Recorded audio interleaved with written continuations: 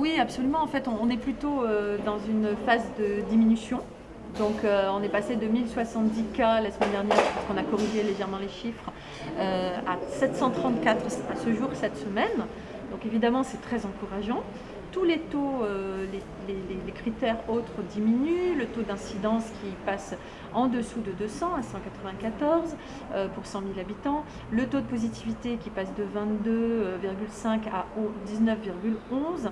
Le R surtout, le taux de reproduction du virus qui est bien en dessous de 1 maintenant, puisqu'il est à 0,70 au lieu de 0,92 la semaine dernière.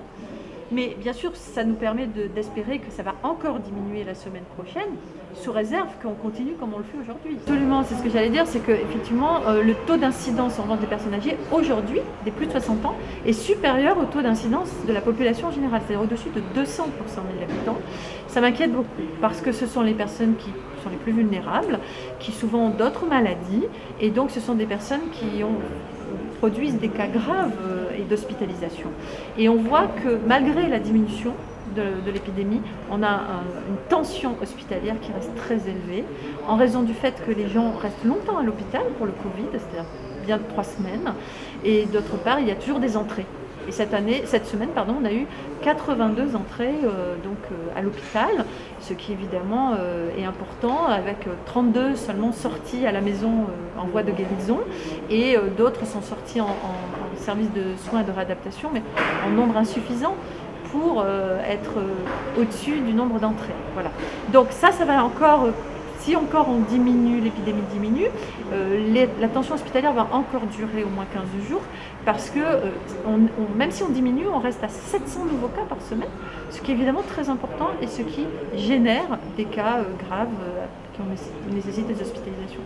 En fait, le virus du Covid-19 peut malheureusement tuer des personnes qui a priori étaient en bonne santé, mais on se rend compte maintenant que partout dans le monde, que c'est évidemment peu fréquent et que la plupart du temps, ce sont des personnes fragilisées par d'autres maladies qui vont s'aggraver à cause du Covid et qui vont malheureusement décéder.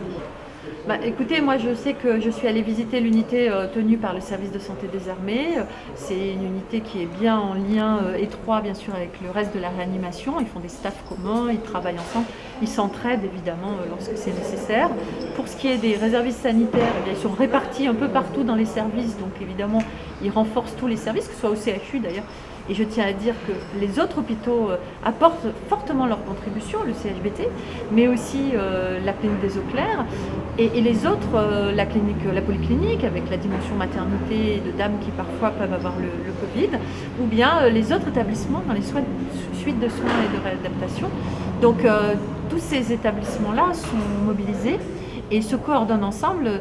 Dans le cadre du plan Orsan, on a un point de situation ensemble tous les mardis soirs et tous les jeudis soirs. Les chiffres sont encourageants sur l'épidémie et sur les taux de positivité. Effectivement, on a des taux d'incidence qui diminuent. On a moins de gens qui sont testés positifs cette semaine. En revanche, il faut rester vigilant parce qu'à l'hôpital, on a toujours une pression importante.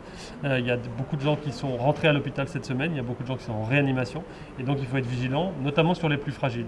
Je répète, il faut être vraiment vigilant et donc on a travaillé avec les restaurateurs sur un protocole sanitaire qui est renforcé et qui demande des mesures plus importantes, qui leur demande des efforts particuliers parce qu'on a entendu évidemment leur besoin d'activité économique, mais il faut que tout ça se fasse, et ils l'ont entendu, on a eu une réunion ce matin avec eux, ils l'ont très bien entendu, il faut que tout ça se fasse avec l'application stricte de ces protocoles.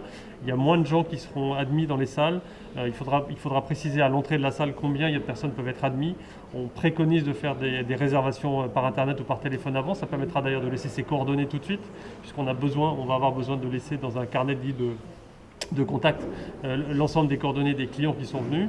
On demande à préconiser évidemment le port du masque pour les professionnels, ça c'était déjà le cas. On demande à ce que les clients gardent le masque le plus longtemps possible, même une fois qu'ils sont installés à table, en attendant de prendre leur premier plat. On demande vraiment que les paiements et que les commandes se fassent assis à table, ça évite de se déplacer. Voyez, donc il y a beaucoup de mesures qui sont prises pour que, on diminue vraiment très fortement la possibilité de risque de contamination. Exactement, en fait on fait la différence entre les activités qui font se mélanger les uns avec les autres sans protection, puisque quand on fait du sport, c'est compliqué d'avoir des protections.